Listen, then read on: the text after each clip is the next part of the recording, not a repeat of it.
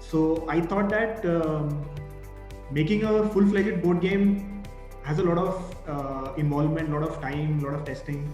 But something that I thought we could do is to see how you can think of a board game idea, because in so many situations you ask yourself ki, okay, I want to make a board game, but how should I start, where should I start, what should I do, or how do I think of a new idea.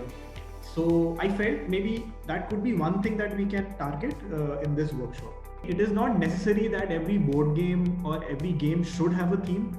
Multiple mechanics that have been documented, well documented and researched over also. To be honest, the only way to do this is you make a rule and try it out.